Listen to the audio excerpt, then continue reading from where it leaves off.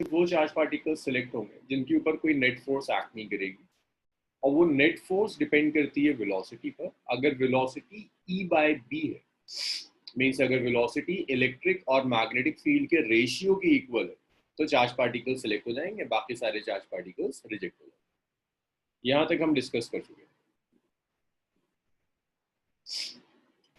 एक अच्छा, यहाँ क्वेश्चन स्टार्ट करने से पहले वेलोसिटी सिलेक्टर पर कुछ चीजें बहुत ख्याल रखिएगा कि मैग्नेटिक फोर्स जो होता है, it's q v cross B.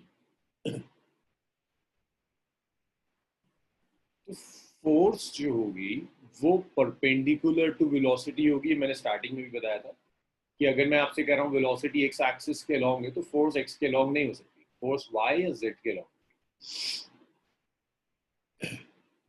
Force magnetic field के परपेंडिकुलर होगी, मींस मैग्नेटिक फील्ड अगर जेड एक्सिस के अलॉन्ग है तो फोर्स जेड के अलॉन्ग नहीं हो सकती, फोर्स एक्स या वाई के अलॉन्ग।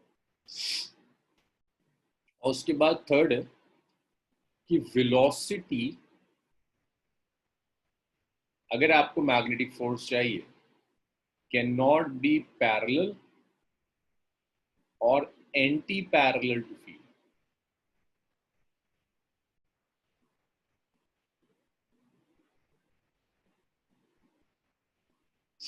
तो वेलोसिटी न तो फील्ड के पैरेलल हो सकती है, न फील्ड के एंटी पैरेलल। अगर आपको फोर्स चाहिए, क्योंकि पैरेलल और एंटी पैरेलल हो गई तो फोर्स जीरो हो जाएगी, तो आगे से ना आपको मैग्नेटिक फील्ड का डायरेक्शन प्रिडिक्ट करना होगा। तो प्रिडिक्ट करने के लिए ये जो मैं बेसिक स्टेप्स लिख रहा हूँ, ये बेसिक स्टेप्स बहुत काम आएंगे। तीन चीजें बहुत काम आएंगी कि फोर्स और वेलोसिटी परपेंडिकुलर होंगे, फोर्स और मैग्नेटिक फील्ड परपेंडिकुलर होगी, वेलोसिटी मैग्नेटिक फील्ड के पैरेलल और एंटी पैरेलल नहीं हो सकती। अगर वेलोसिटी पैरेलल या एंटी पैरेलल हो गई तो फोर्स जीरो हो जाएगी। इसको लिख लीजिए, फिर देखते हैं इसे हम कंसेप्चुअल क्वेश्चंस में कैसे यूज करें।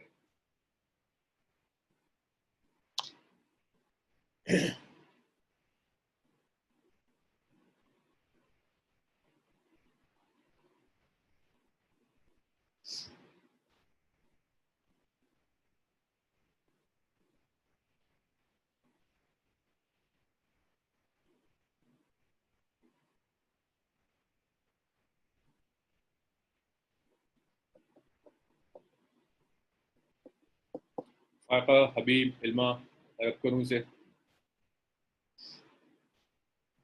नवेद।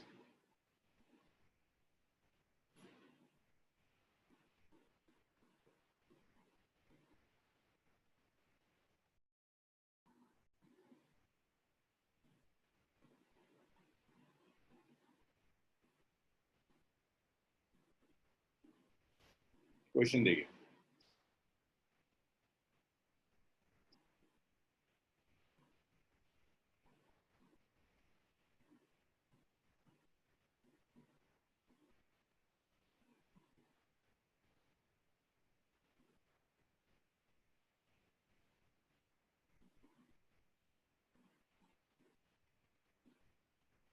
एक पॉजिटिवली चार्ज पार्टिकल है, it's moving with a velocity v along x-axis,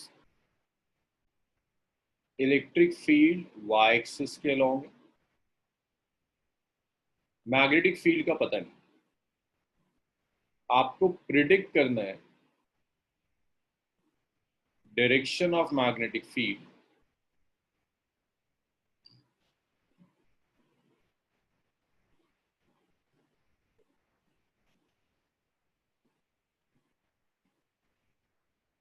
so that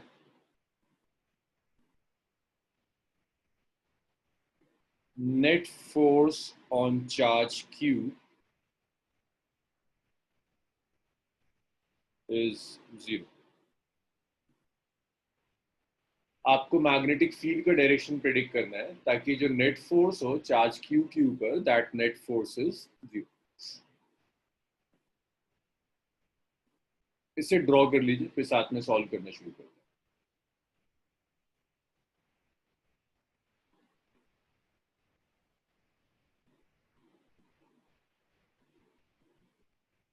इसे ड्रॉ करते हुए ना इलेक्ट्रिक फील्ड का डायरेक्शन डिसाइड करना है कि इलेक्ट्रिक फील्ड कहाँ एक्ट करे।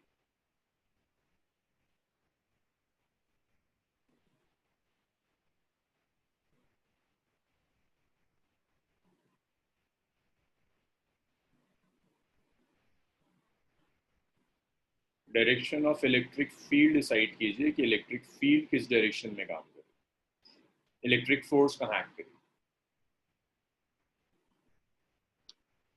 इतना लिख लिया सबने?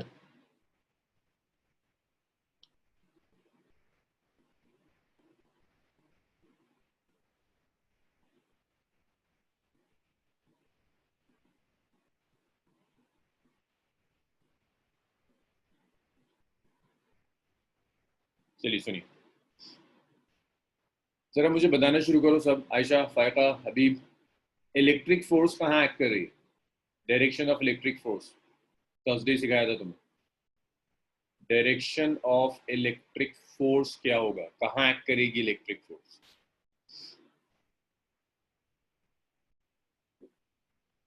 वेरी गुड, तीन आंसर्स है, चौथा एक और आया।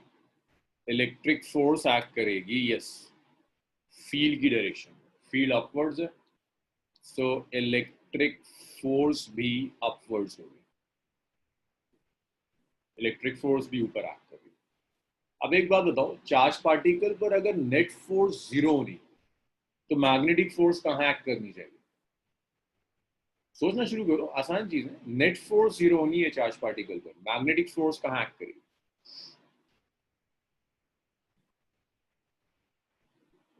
जो शाइन का आंसर आया, आयशा, हबीब, वेरी गुड।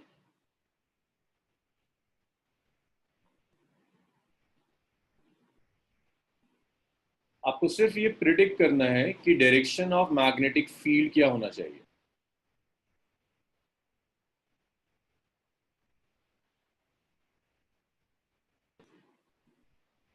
तो मैग्नेटिक फोर्स आपको पता है डाउनवर्ड्स होगी, आपको चाहिए मैग्नेटिक फील्ड का डायरेक्शन। सो देखो, पहली चीज, कुछ चीजें हम प्रिडिक्ट कैसे करते हैं।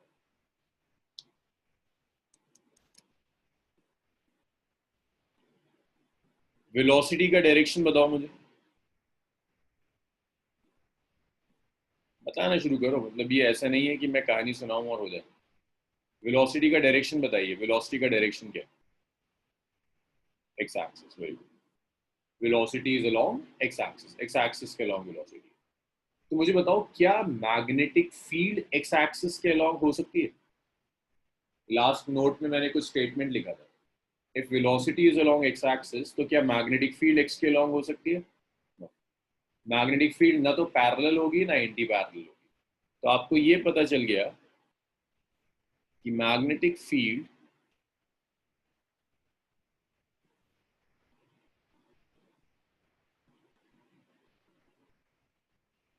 Can not be along x axis. तो आपको ये पता चल गया कि मैग्नेटिक फील्ड एक्स के अलोंग तो नहीं हो सकती। अच्छा, अब मैग्नेटिक फोर्स का डायरेक्शन क्या है।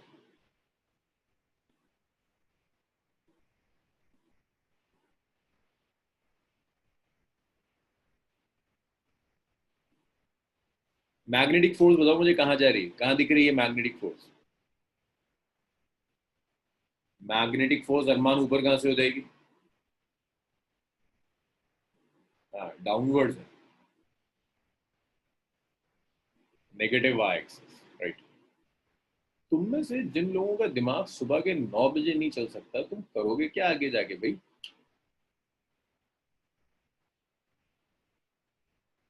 मैग्नेटिक, और देखो जिन लोगों के आंसर्स आ रहे हैं, चलो थोड़ा बहुत गड़बड़ मेरे समझ में आती है, कई तो ऐसे हैं जो अभी भी ऊँग रहे होंगे, पूरी तरह से नींद में, 9 बजे सुबह के, 11 बजे उनके दिमाग में चलते,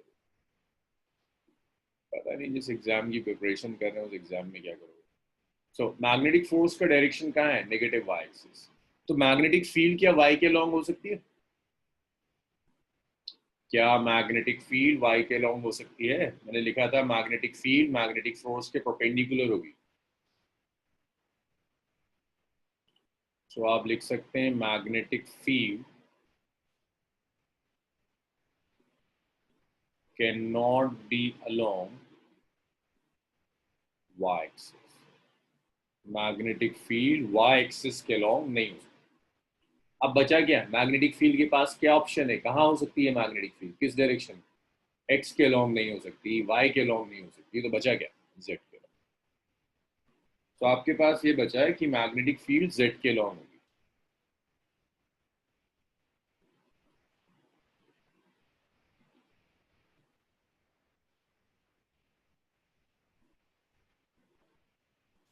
अब z में भी दो पॉसिबिलिटीज हैं, पॉजिटिव z और नेगेटिव z,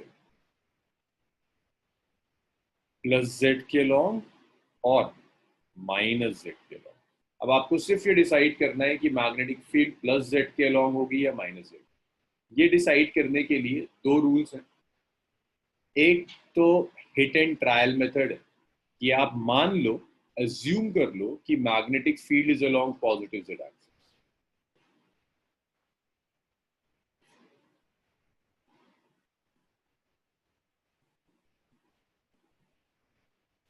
अज्यूम कर लो कि magnetic field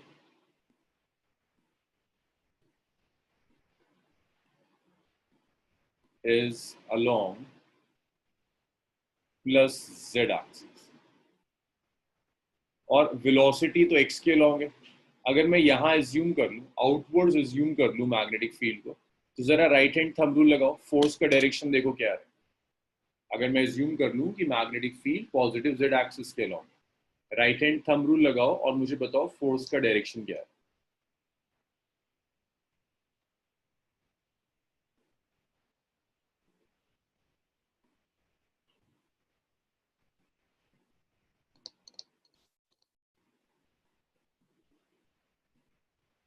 right hand thumb rule लगा कर देखना फोर्स का direction, right hand thumb rule. एक शाहीन का आंसर आया, नायला का इनवर्ड्स आया। नायला गड़बड़ कर रही हो, दोबारा राइट हैंड थंब रूल लगा। और अरमान, मैग्नेटिक फील्ड आउटवर्ड्स है, फोर्स का डायरेक्शन डिसाइड करना है, राइट हैंड थंब रूल लगाना है। देखो वेलोसिटी एक्स के अलोंग है, राइट हैंड थंब रूल सिखाया था अभी कुछ दिन पहले। मैग्नेटिक फील्ड बाहर आ रही है, आउटवर्ड्स। मैं पूछ रहा हूँ फोर्स कहाँ होगी, फोर्स, फोर्स का डायरेक्शन। एक हबीब का आंसर आया था और एक कुछ शाहीन का आंसर आया, इनका कुछ ठीक हो सकता है।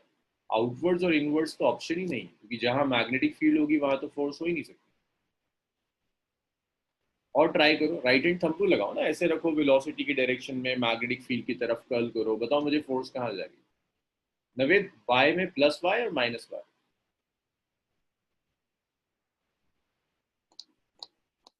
नायला का डाउनवर्ड्स आया, गलत आ रहा है Naved. Right hand thumb rule लगाओ, लेफ्ट में। देखिए किसी से नहीं हो रहा, ज्यादातर लोगों से नहीं हो रहा। वेलोसिटी के लॉन्ग रखो ऐसे, एक्स एक्सिस के लॉन्ग है ना वेलोसिटी, वेलोसिटी के लॉन्ग रखो और बाहर कर्ल करो। ऐसे रखो अपनी फिंगर, कॉपी पर वेलोसिटी की डायरेक्शन में रखो और बाहर कर्ल करो। देखो तुम्हारा थंब कहाँ जा रहा है, करके देखो जरा। हुमा, इल्मा, ऐसे रखो, बाहर की तरफ कर्ल करो, थंब देखो कहाँ जा रहा है। अब मेरे हाथ पे मत जाओ, अपना खुद अप्लाई करके देखो तुम्हारा थंब कहाँ जा रहा है। डाउनवर्ड्स जा रहा है। मैग्नेटिक फोर्स भी कहाँ एक्ट कर रही है, डाउनवर्ड्स। दैट मीन्स जो मैग्नेटिक फील्ड होनी चाहिए, that magnetic field should be along positive z। Magnetic field का जो डायरेक्शन होना चाहिए, that should be along positive z axis, so that force is along negative y axis. और आपको force कहाँ चाहिए, नेगेटिव y के अलोंग, दैट मीन्स ठीक है। सो मैग्नेटिक फील्ड का है, आंसर क्या है, magnetic field is along positive z axis. ये आंसर है जो वो आपसे पूछ रहा है।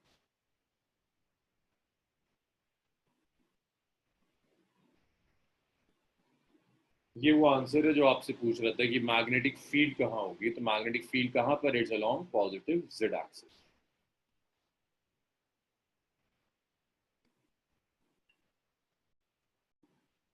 इतना लिख लीजिए फिर आगे बढ़े।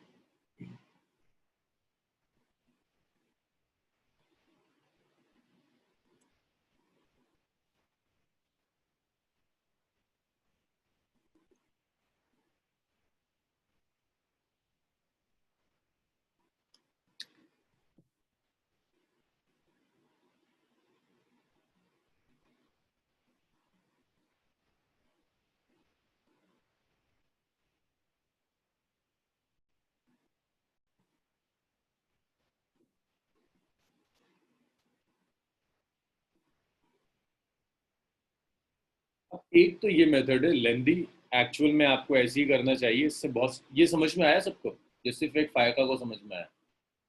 और कोई है जिसे ये समझ में आया हो कि इसी तरह के क्वेश्चंस आपको एग्जाम्स में मिलते हैं? अब देखो, इसे करने का एक शॉर्टकट मेथड भी है।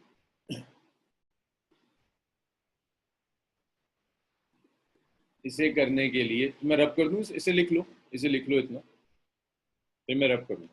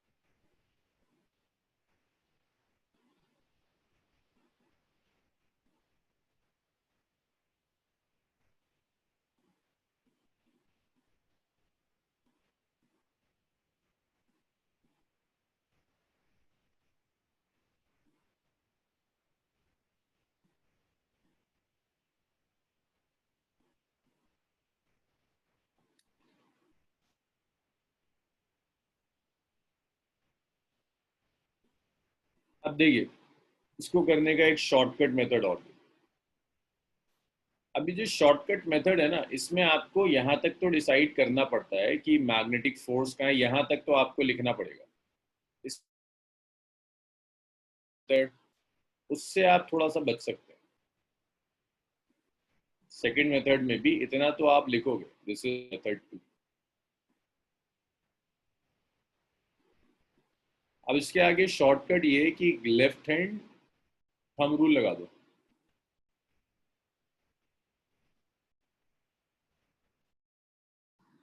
तो लेफ्ट हैंड थंब रूल में क्या करोगे, अपनी फिंगर रखोगे वेलोसिटी की डायरेक्शन में,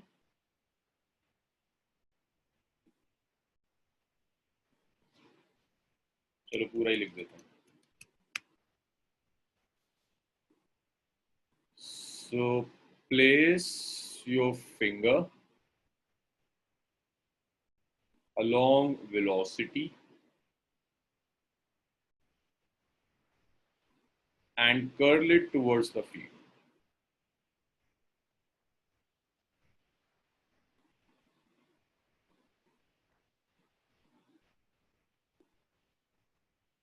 वेलोसिटी के लॉन्ग रखा और फील्ड की तरफ कर्ल कर दिया, no sorry, not field, towards the force,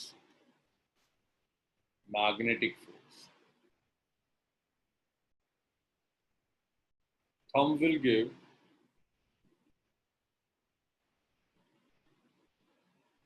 direction of magnetic field. Thumb आपको मैग्नेटिक फील्ड का डायरेक्शन देगा। जरा अप्लाई करके देखना, मैग्नेटिक फील्ड तो आपको पता है ना, आउटवर्ड्स आनी चाहिए इस आंसर में। ये वेलोसिटी है, ये फोर्स है। जरा right hand left hand thumb rule apply करके देखो, थंब आउटवर्ड्स आता है। मेथड 2 में वो हिट एंड ट्रायल से बच जाओगे। सब ट्राई करो, left hand thumb rule apply करके देखो, वेलोसिटी के लॉन्ग फिंगर रखो, फोर्स नीचे है, नीचे कर्ल करो, देखो थंब आउटवर्ड्स आता है या नहीं आता। एक शाहीन का मैच कर रहा है बस। और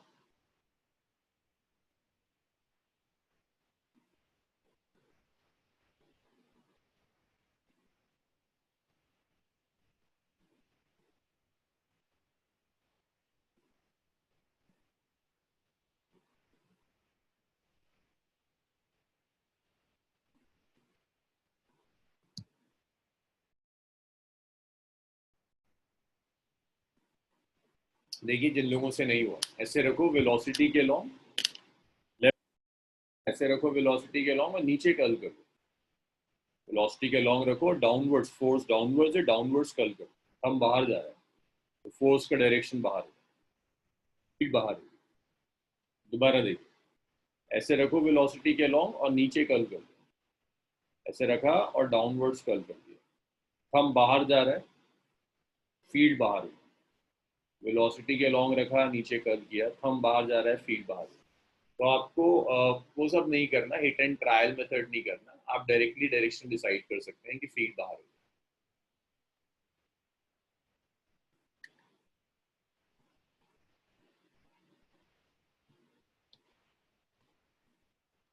फिर रब कर दूं इसे।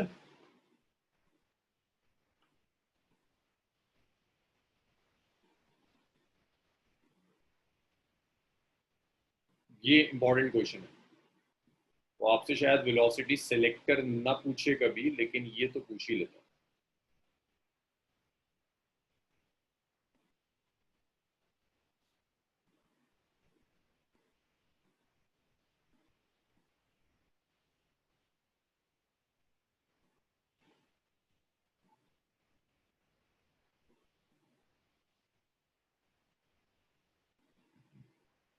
अच्छा, एक क्वेश्चन और बताना मुझे।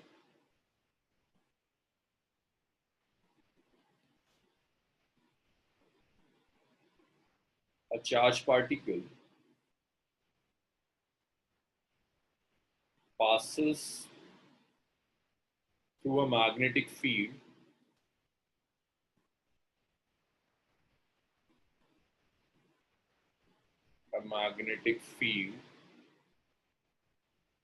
without deflection.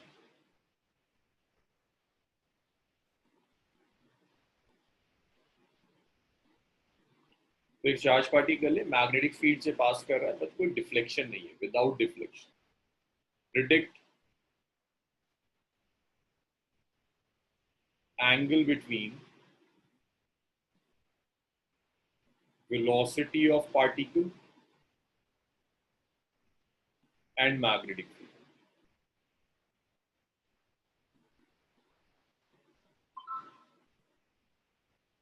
जरा डिसाइड करो, अगर चार्ज पार्टिकल बिना किसी डिफ्लेक्शन के जाता है तो वेलोसिटी और फील्ड में एंगल कितना हो।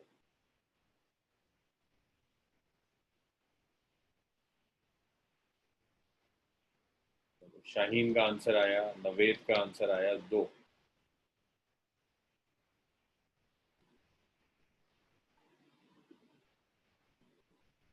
बस 2 आंसर।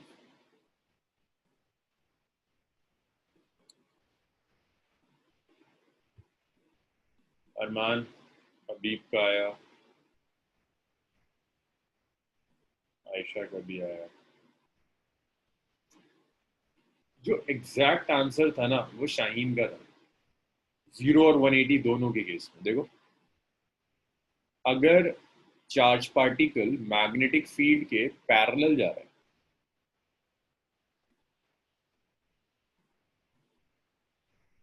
तो जो मैग्नेटिक फोर्स होगी that is q v B sine 0 which is 0। अगर चार्ज पार्टिकल मैग्नेटिक फील्ड के ऑपोजिट डायरेक्शन में जा रहा है तो जो मैग्नेटिक फोर्स होगी that magnetic force will be q v B sine 180 which is against. तो पैरेलल जाए या एंटी पैरेलल जाए, जो मैग्नेटिक फोर्स है वो 0 होगी। So the answer is theta is either 0 degree और इट्स 180। या तो 0 होगा या फिर 180 डिग्री। चलिए इतना लिख लीजिए, फिर आगे बढ़ो।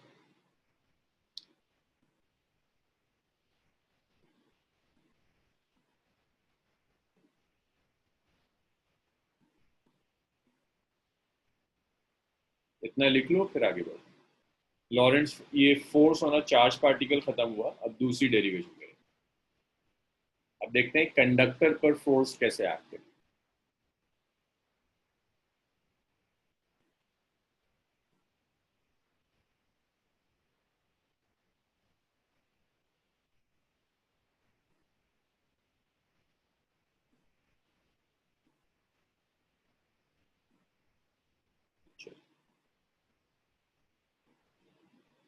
इसे मैं रब कर रहा हूं फिर।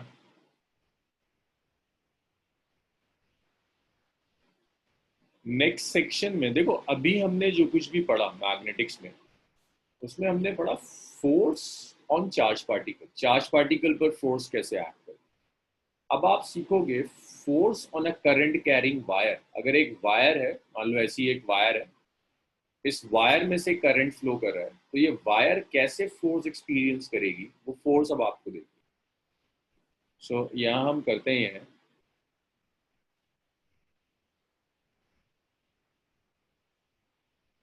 कुछ चीज़ें इसमें पुरानी मैं यूज़ करूँगा, तो कुछ स्टूडेंट्स हैं जिन्होंने मेरे साथ करंट इलेक्ट्रिसिटी नहीं किया, तो उनके लिए हेल्पफुल होगा। मान लो एक वायर है, इस वायर में इलेक्ट्रॉन्स हैं, जो इलेक्ट्रॉन्स इस डायरेक्शन में मूव कर रहे हैं विद अ वेलोसिटी। सो ये सब जानते हैं कि करंट इलेक्ट्रॉन्स के मोशन की वजह से आता है। अगर इलेक्ट्रॉन कंडक्टर में मूव कर रहा है, तो जिस वेलोसिटी से इलेक्ट्रॉन मूव करता है उसे ड्रिफ्ट वेलोसिटी कहते हैं। तो ये वो वेलोसिटी है जिससे electron with in the conductor move करेगा। इसे मैं वीडी से रिप्रेजेंट कर रहा हूँ, मान लो ये ड्रिफ्ट वेलोसिटी। अब जिस डायरेक्शन में इलेक्ट्रॉन मूव करता है, करंट का डायरेक्शन उसका ऑपोजिट होता है। तो अगर इलेक्ट्रॉन अपवर्ड जा रहा है, इसका मतलब सिर्फ इतना हुआ कि यहाँ जो करंट होगा वो करंट डाउनवर्ड जाएगा। अगर इलेक्ट्रॉन का motion upwards in a conductor, तो जो करंट का डायरेक्शन होगा, करंट का डायरेक्शन इलेक्ट्रॉन के मोशन के ऑपोजिट होगा। इलेक्ट्रॉन अगर ऊपर जाएगा तो करंट नीचे जाएगा। करंट बिल्कुल इलेक्ट्रॉन के मोशन से ऑपोजिट डायरेक्शन में जाएगा। अब यहाँ जो करंट होगा इन द कंडक्टर,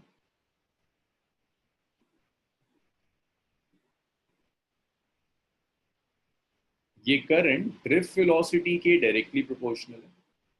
आप इसे ऐसे लिख सकते हो, that current is n e A v. आप इसे ऐसे लिख सकते हैं, that current is n e A v. यहाँ से आप करंट कैलकुलेट कर सकते हैं। यहाँ जो n है, that n is number density,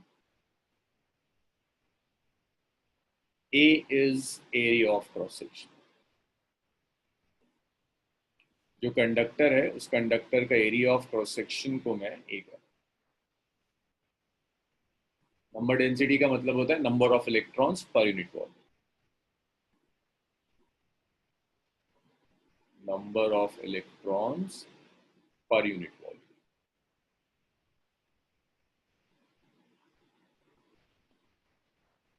तो सिर्फ इतना सा है कि अगर इलेक्ट्रॉन किसी एक डायरेक्शन में मूव कर रहे हैं, लेट्स से इलेक्ट्रॉन अगर अपवर्ड जा रहा है, तो जो करंट होगा वो इलेक्ट्रॉन के मोशन के ऑपोजिट डायरेक्शन में। अगर इलेक्ट्रॉन अपवर्ड्स है तो करंट डाउनवर्ड जाएगा, अगर इलेक्ट्रॉन डाउनवर्ड्स है तो करंट अपवर्ड जाएगा। बिल्कुल ऑपोजिट डायरेक्शन में मूव करेगा, दैट्स नंबर डेंसिटी।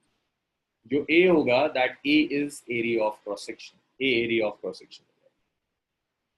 इतना लिख लो, इसे हम यूज करेंगे नेक्स्ट डेरिवेशन।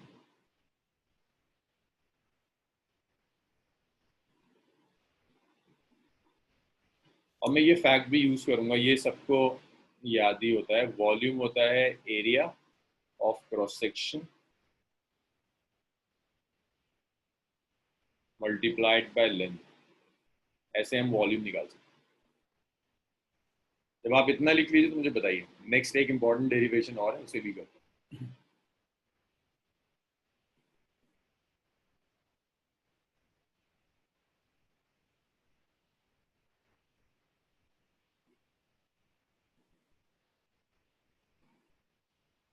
चलिए इसको रब करते हैं।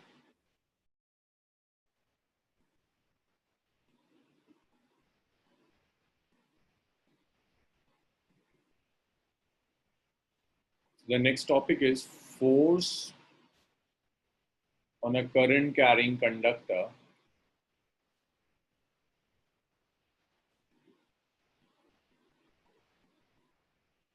current carrying conductor in magnetic field।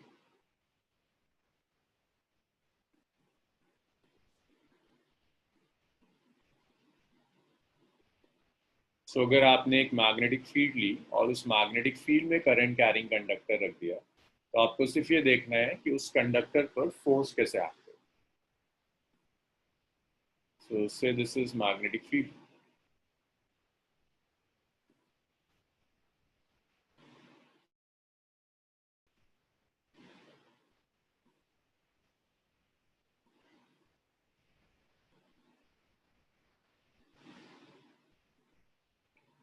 और इस मैग्नेटिक फील्ड में आप एक कंडक्टर रख देते हो।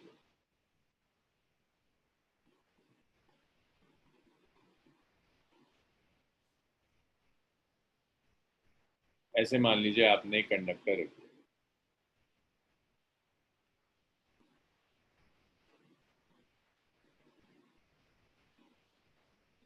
और मैं आपसे कहता हूं इसमें इलेक्ट्रॉन्स भी हैं।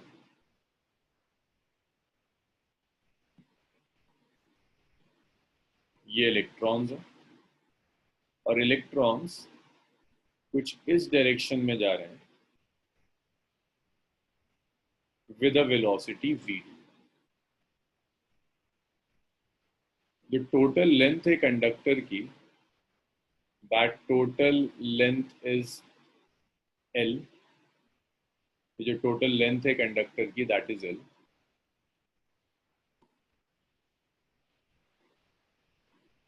सो यहाँ जो मैं vd यूज कर रहा हूँ, और ये मैग्नेटिक फील्ड और कंडक्टर के बीच में angle is theta. So vd is drift velocity, vd is drift velocity, l is length of conductor,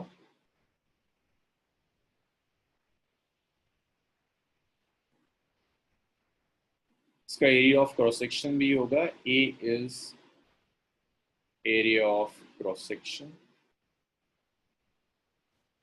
conductor का यहां से आप वॉल्यूम निकाल सकते हैं। वॉल्यूम ऑफ कंडक्टर को मैं कैपिटल V से रिप्रेजेंट कर रहा हूँ। ये area of cross section multiplied by length होगा। स्मॉल n है number density, means number of electrons पर unit volume, number density of electrons. आप यहां से कैपिटल N लिख सकते हैं, which is total number of electrons.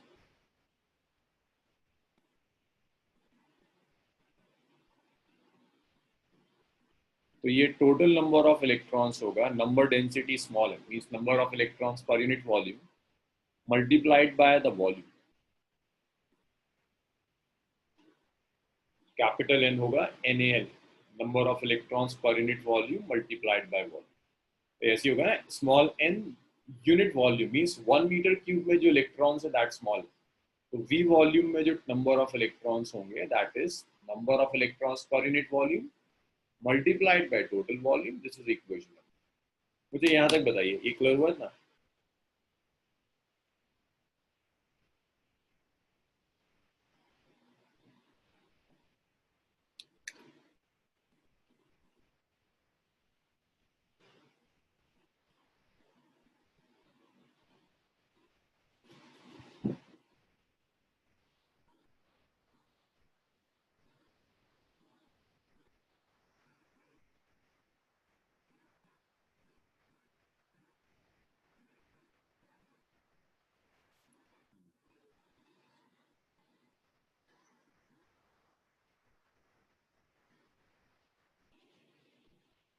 तो देखिए n नंबर डेंसिटी है, capital N total number of electrons है आपके सिस्टम में। आपके सिस्टम में जो टोटल नंबर ऑफ इलेक्ट्रॉन्स हैं, those electrons are capital. Number density of electron multiplied by the volume of conductor. अच्छा, इसके बाद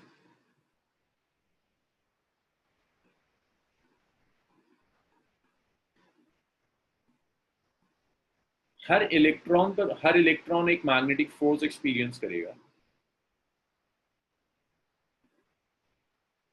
फोर्स ऑन ईच इलेक्ट्रॉन। एक सिंगल इलेक्ट्रॉन पर जो मैग्नेटिक फोर्स एक्ट करेगी, उस मैग्नेटिक फोर्स को आप लिख सकते हो ना, charge into Vd cross B. यहाँ जो मैग्नेटिक फोर्स एक्ट करेगी वो मैग्नेटिक फोर्स, और यहाँ मैं एक नेगेटिव साइन लगा रहा हूँ क्योंकि इलेक्ट्रॉन का चार्ज नेगेटिव है। तो यहाँ तक समझ में आया? हर एक सिंगल इलेक्ट्रॉन इतनी मैग्नेटिक फोर्स एक्सपीरियंस करेगा। मुझे बताओ, इक्वेशन नंबर 3 तक क्लियर है? फिर आगे बढ़ेंगे।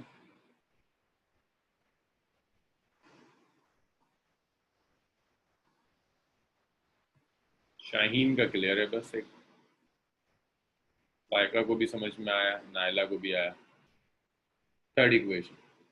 आयशा देखो, मैग्नेटिक फोर्स यूज कर रहा हूं मैं, मैग्नेटिक लॉरेंज फोर्स, जो लास्ट सेक्शन में किया था, Q v cross B.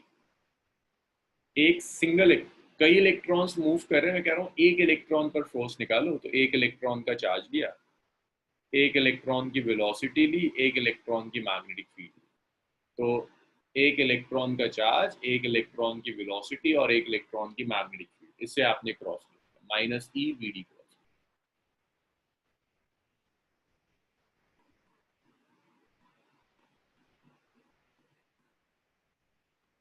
Capital N जो है,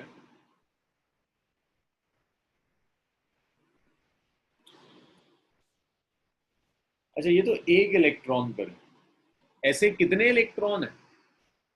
capital N. So net force on all electrons, क्या करेंगे? क्या लगता है भाई, सारे इलेक्ट्रॉन्स के ऊपर फोर्स कैलकुलेट करने के लिए क्या करना होगा? एक इलेक्ट्रॉन पर तो फोर्स कैलकुलेट कर दी, सारे इलेक्ट्रॉन्स के लिए क्या करेंगे?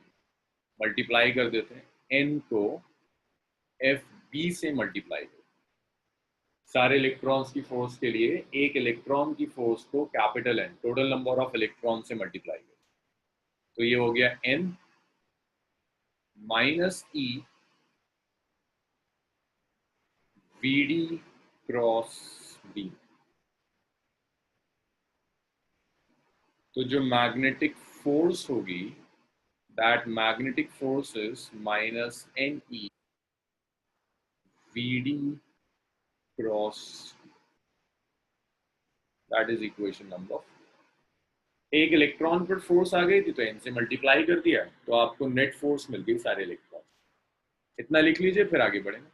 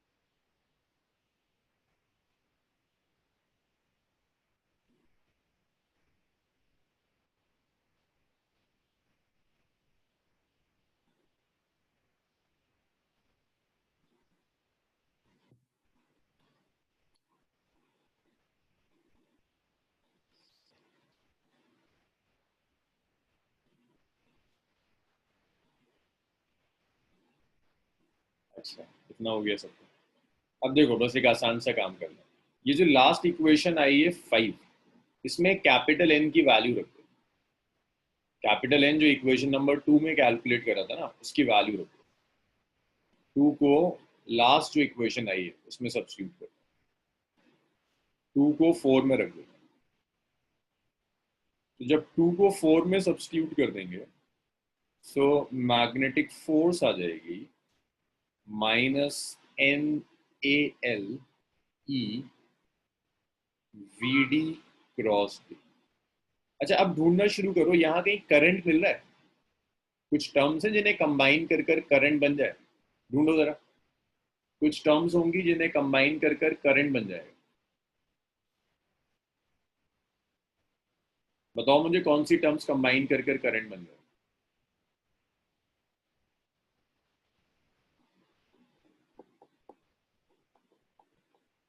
देखो ऐसे नाइला का आंसर सही है। अरे सोचना शुरू करो भाई। हाँ, हबीब कुछ सही बता रहा है। हम्म, तो देखिए ये जो टर्म्स हैं -NaEVD, इन सारी टर्म्स को जब आप कंबाइन कर देंगे तो इन सारी टर्म्स को कंबाइन करने के बाद करंट बन जाएगा। अगर ये सारी टर्म्स आप कंबाइन कर गए तो इन सारी टर्म्स NaEVD, इन सबको कंबाइन कर कर करंट बन जाएगा, इंक्लूडिंग दिस नेगेटिव साइन। क्योंकि करंट, देखिए इलेक्ट्रॉन्स अगर नीचे जा रहे हैं तो करंट तो ऊपर ही होगा ना। करंट का डायरेक्शन तो इलेक्ट्रॉन के मोशन के ऑपोजिट होता है। करंट और इलेक्ट्रॉन का मोशन ऑपोजिट डायरेक्शन में, इसमें नेगेटिव साइन भी करंट में आ जाएगा। तो इन सबको कंबाइन कर कर आप लिख सकते हैं FB, करंट I हो गया। अब करंट ना स्केलर क्वांटिटी है, वेक्टर नहीं है, तो करंट को आप क्रॉस में नहीं ला सकते। तो हम करते क्या है, ये लेंथ बचा ना, इस लेंथ को वेक्टर बना देते हैं और इसको ऐसे लिख देते हैं IL क्रॉस।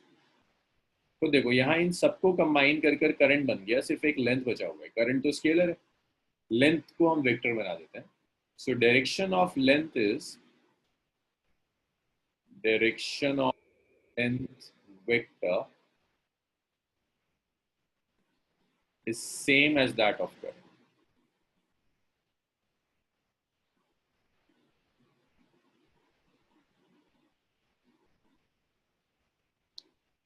लेंथ वेक्टर का डायरेक्शन वही होगा जो डायरेक्शन करंट का होता है।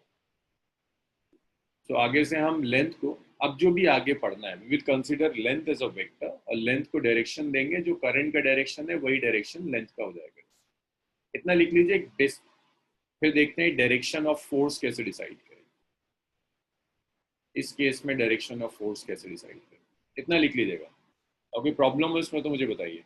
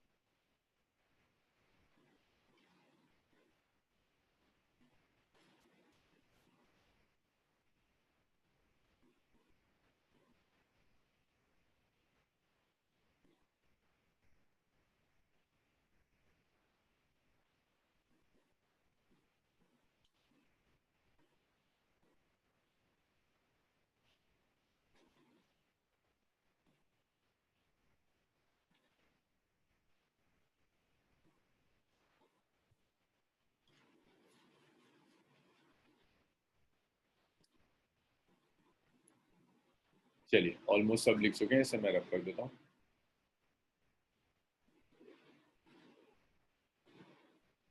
भाई ये भी एक इंपॉर्टेंट डेरिवेशन में आता है मैग्नेटिक्स की।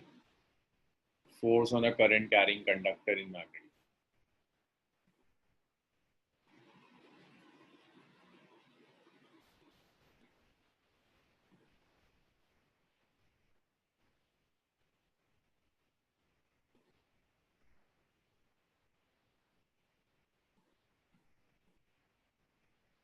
अब देखिए डायरेक्शन ऑफ मैग्नेटिक फोर्स क्या होगा।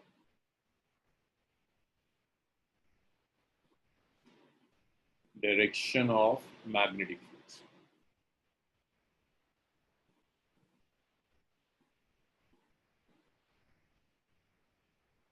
भाई मैग्नेटिक फोर्स के डायरेक्शन के लिए we use right hand thumb rule.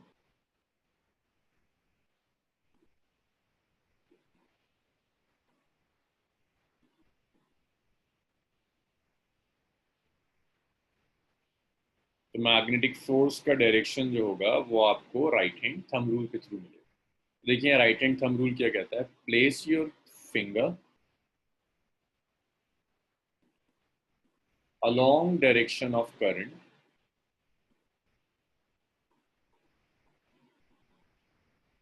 along direction of current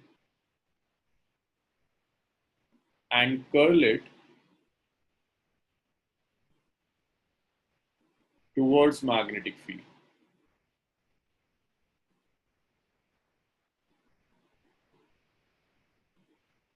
Towards magnetic field. Current के along रखिए और मैग्नेटिक फील्ड की तरफ कर्ल कर दीजिए। थंब विल गिव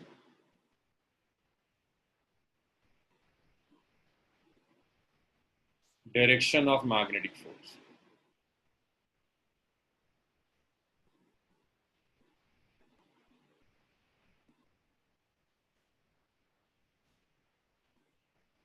आपको थंब बताएगा मैग्नेटिक फोर्स कहां पर है। जैसे यहाँ तो तुमने राइट हैंड थंब रूल बहुत सीख लिया, यहाँ अप्लाई करने की कोशिश करना। ये है ना करंट का direction, this is the direction of current. जरा करंट के लॉन्ग रखो, मैग्नेटिक फील्ड की तरफ कर्ल करो, बताओ जरा मुझे डायरेक्शन क्या आ रहा है। चलो कुछ नाइला का आंसर आया, गुड। बस एक आंसर, फाइफा का भी आ रहा है। Shaheen, right hand thumb rule apply करना, देखो किसी का देख कर मत लिख देना वरना एग्जाम में नहीं होगा। Very good. तो करंट की तरफ रख दिया आपने, जहां करंट जा रहा है वहां मैग्नेटिक, वहां रखी फिंगर, मैग्नेटिक फील्ड की तरफ कर्ल कर दिया, करंट के लॉन्ग रखा और बी की तरफ कर्ल कर दिया। थंब इनवर्ड जा रहा है, that means force, magnetic force is inward. फिर देखिए करंट के अलोंग रखा और मैग्नेटिक फील्ड की तरफ कर्ल कर दिया, करंट के अलोंग रखकर मैग्नेटिक फील्ड के अलोंग कर्ल कर दिया। हम इनवर्ड जा रहे हैं, इनवर्ड्स का मतलब है magnetic force is inward.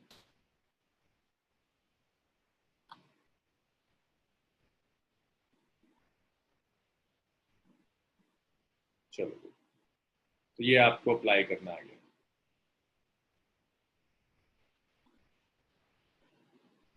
Questions देखिए इस पर न्यूमेरिकल्स कैसे आते हैं।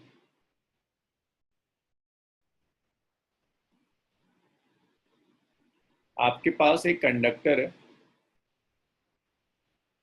करंट कैरिंग कंडक्टर, ऐसे रख दिया मैंने इसे।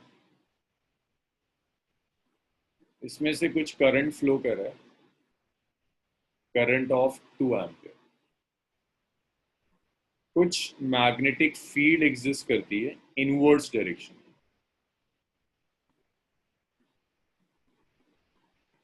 This is strength of magnetic field D. Conductor का जो मास है, mass of conductor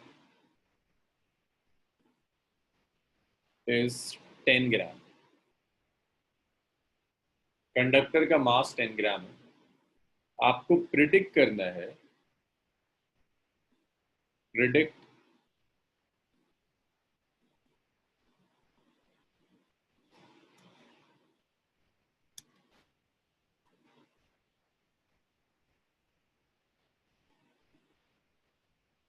its length is 10 centimeter,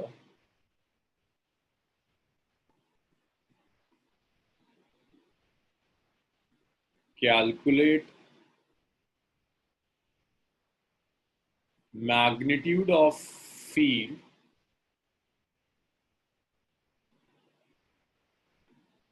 so that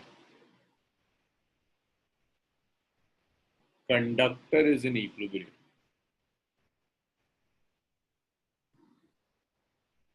conductor is in equilibrium. तो आपको डिसाइड करना है मैग्नेटिक फील्ड का मैग्नीट्यूड डिसाइड करना है, ताकि आपका कंडक्टर इक्विलिब्रियम में नीचे ना गिरे। तो देखो होगा क्या, वेट की वजह से ये कंडक्टर नीचे जाएगा, वेट डाउनवर्ड्स एक्ट कर रहा है। जरा डिसाइड करना मैग्नेटिक फोर्स का direction right hand thumb rule से, करंट के अलोंग रखो और मैग्नेटिक फील्ड इनवर्ड्स है। अप्लाई करो जरा राइट हैंड थंब रूल और देखो मैग्नेटिक फोर्स कहां जा रही है।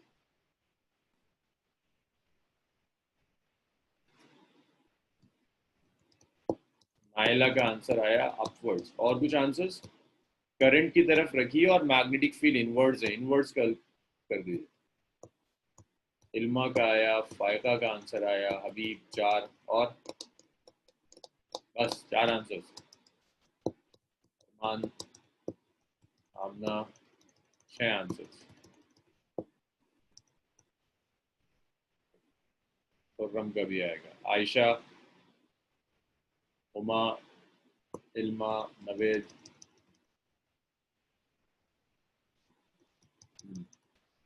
कैसे रखा आपने? देखो ऐसे करंट के अलोंग रख दी फिंगर, अंदर कर्ल कर दिया। जब इनवर्ट्स कर्ल करोगे तो थंब ऊपर जाएगा। करंट की तरफ रखा और अंदर कर्ल कर दिया, थंब अपवर्ड जाएगा। तो थंब के ऊपर जाने का मतलब है ये मैग्नेटिक फोर्स।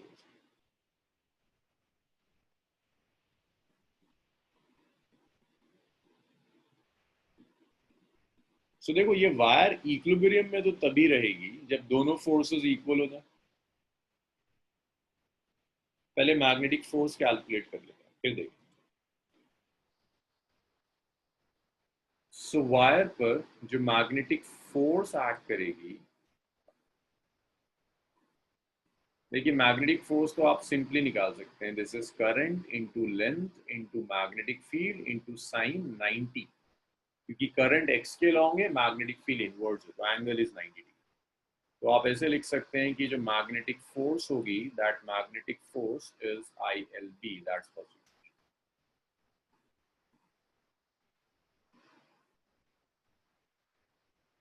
इसी तरह से मैग्नेटिक फोर्स के बाद अब वेट जो होगा वायर का, वेट होगा एम जी।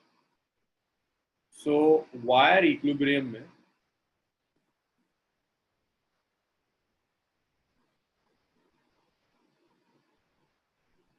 तो आप लिख सकते हैं इक्विलिब्रियम का मतलब है मैग्नेटिक फोर्स वेट की इक्वल होगी। आप लिख सकते हैं I L B m g के इक्वल होगा। तो आप लिख सकते हैं magnetic field m g by I L होगा। मुझे जरा कैलकुलेट करके बताओ कितना आ रहा है, m g by I L solve करके कितना आ रहा है?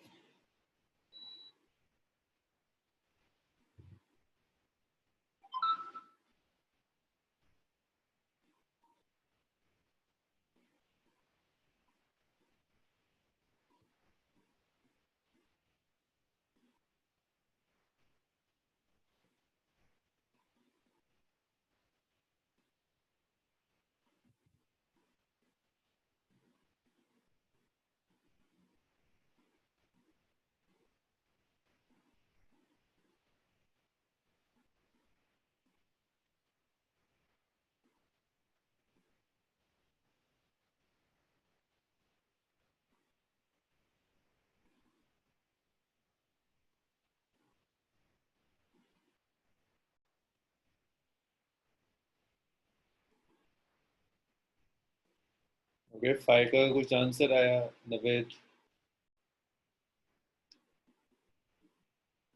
मैं देखो यूनिट कन्वर्जन मत भूल जाना, जो ग्राम में है उसे केजी में कन्वर्ट करना है, जो सेंटीमीटर में है उसे मीटर में कन्वर्ट करना है।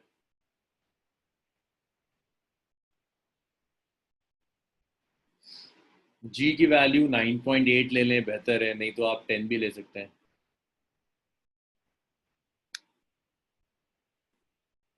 सो देखिए जब आप सॉल्व करोगे, सो यहाँ जो मास है एक एक वैल्यू रखते हैं।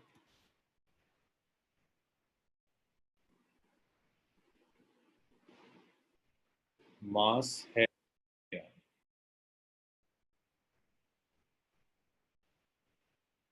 10 into 10 raised to the power minus 3, which is 10 raised to the power minus 2 kg। Length है 10 centimetre, 10 into 10 raised to the power minus 2, which is 10 raised power minus 1 meter। Current आपको दिया हुआ है 2 एम्पियर, और जी की value 10 ले लेते हैं। एक्सेलरेशन ड्यू टू ग्रेविटी है 10 होता है, होता तो 9.8 है बट ऑलमोस्ट 10 मीटर पर सेकेंड स्क्वायर ले लेते हैं। तो जब आप वैल्यू रखेंगे, सो B is 10 raised to the power minus 2, G is 10, current is 2, length is 10 raised to the power minus 9. So B आ गया 0.5 एम्पेयर. वैसे 0. Sorry not ampere, Tesla. वैसे 0.49 जो आंसर आया था शाहीन का वो ज़्यादा एक्यूरेट है क्योंकि वो 9.8 ले रही है एग्जैक्ट. मैंने तो अप्रॉक्सीमेट कर कर उसे 10 कर दिया. इतनी अप्रॉक्सीमेशन चलती है क्वेश्चंस में, आप ले सकते. खुर्रम आप बहुत दिनों बाद क्लास में आए. अगर आप स्टूडेंट लाइफ में कंसिस्टेंट नहीं है ना, पूरे साल एक टाइम पर आप एक काम नहीं कर सकते, तो आप कुछ खास अचीव नहीं कर पाएंगे.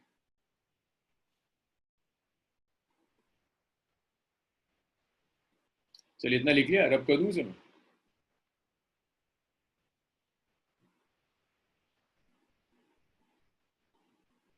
अगर इतना लिख लिया तो रब करूं.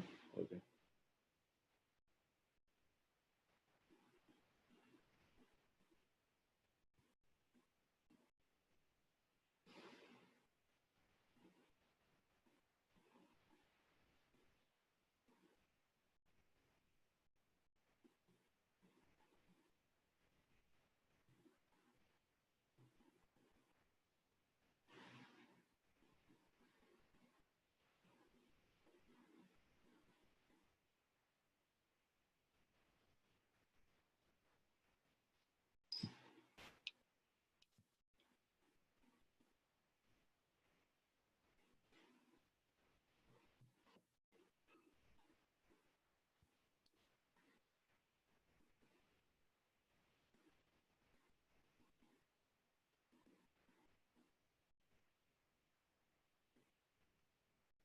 नेक्स्ट देखिएगा.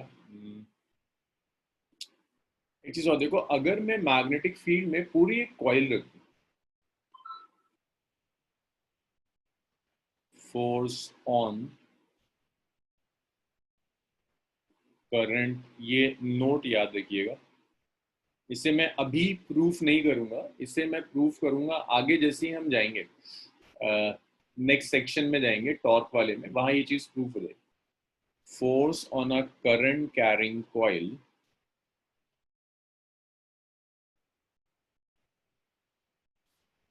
in uniform magnetic field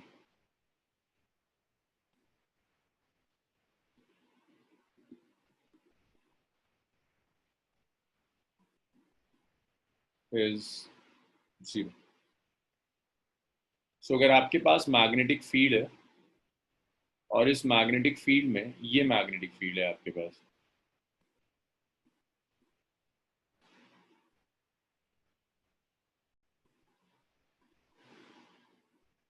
इस फील्ड में अगर आप एक कॉइल रख देते हैं, आपने ऐसी कोई एक कॉइल रखी, करंट कैरिंग कॉइल. सो जो क्लोज्ड इंटीग्रल होगा मैग्नेटिक फील्ड का, B dot d l, that closed integral is, sorry, force जब आप कैलकुलेट करोगे ना इसके ऊपर, तो फोर्स ऐसे आएगी. आई, पहले एक स्मॉल एलिमेंट यहाँ आपने डीएल चूज कर लिया, डीएल क्रॉस बी, पूरे पर इंटीग्रेट कर देंगे पूरी वायर के ऊपर, this comes out to be. ऐसे हम डिस्कस करेंगे, इस चीज को हम प्रूफ करेंगे जब हम टॉर्क का एक्सप्रेशन करेंगे, torque on a current carrying coil. But फिलहाल ये स्टेटमेंट लिख लीजिए, इसकी सपोर्ट में ये लिख लीजिएगा. अगर बोर्ड्स में इंटीग्रल मैग्नेटिक फोर्स में यूज करता नहीं, तो इसे मैं किसी और डेरिवेशन में प्रूफ करा दूंगा, बट ये फैक्ट आपको याद होना चाहिए, बिना इस फैक्ट के काम नहीं चलेगा.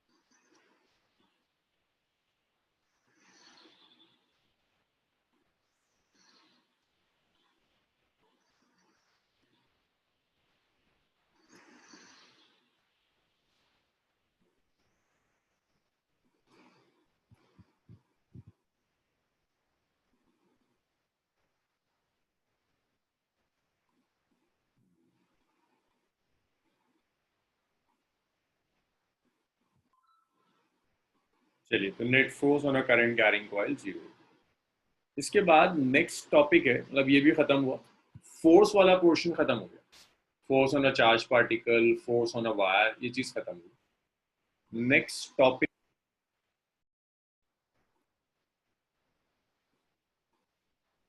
Current carrying coil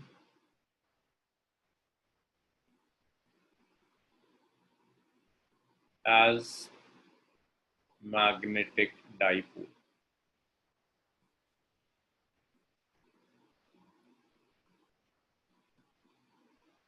and magnetic movement.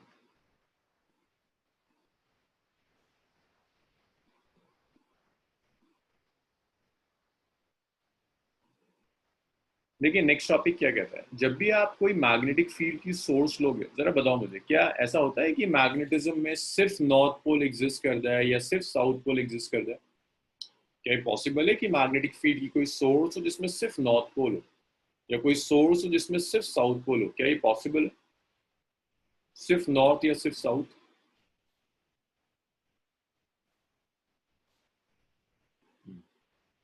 ये पॉसिबल ही नहीं है कि सिर्फ नॉर्थ पोल हो या सिर्फ साउथ पोल हो, ये पॉसिबल नहीं है।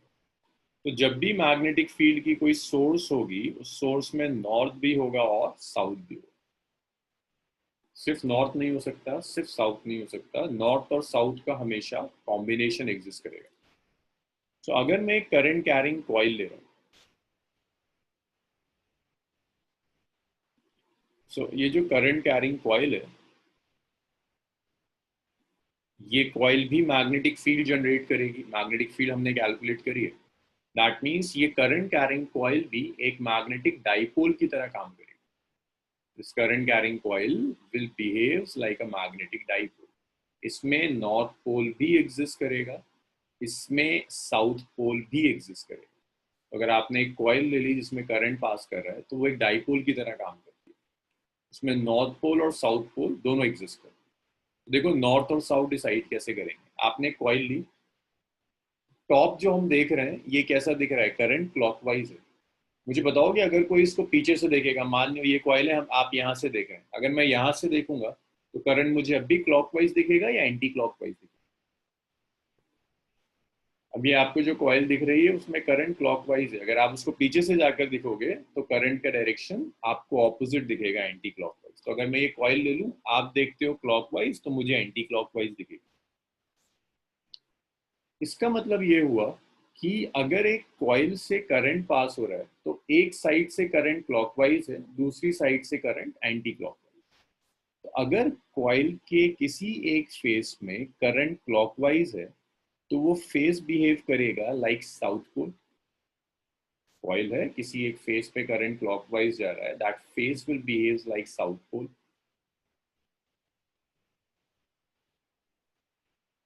और अगर करंट एंटी क्लॉकवाइज है,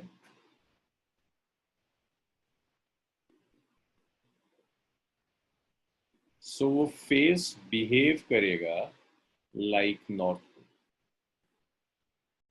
अगर करंट क्लॉकवाइज है तो साउथ पोल की तरह बिहेव करेगा। अगर करंट एंटी क्लॉकवाइज है तो वो नॉर्थ पोल की तरह बिहेव करेगा। अगर एक कॉइल है, उस कॉइल में करंट क्लॉकवाइज जा रहा है,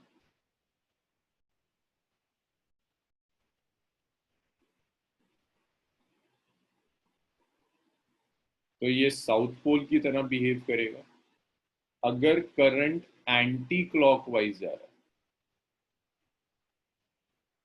तो ये नॉर्थ की तरह बिहेव करेगा। तो अगर एक कॉइल है, मैं कह रहा हूं उसमें क्लॉकवाइज है, तो एक तरफ से क्लॉकवाइज है, एक तरफ से एंटी क्लॉकवाइज। तो उसमें नॉर्थ पोल भी एग्जिस्ट कर रहा है, साउथ पोल भी एग्जिस्ट कर रहा है, इसीलिए कह रहे हैं कि current carrying coil magnetic dipole है, नॉर्थ और साउथ दोनों। ये आज का लास्ट टॉपिक है, इसे लिख लीजिए। कल इसे डिटेल में करेंगे पूरा, कि कैलकुलेट कैसे करते हैं और इस पर टॉर्क कैसे। बस एक दो टॉपिक और बचे, ये चैप्टर भी खत्म।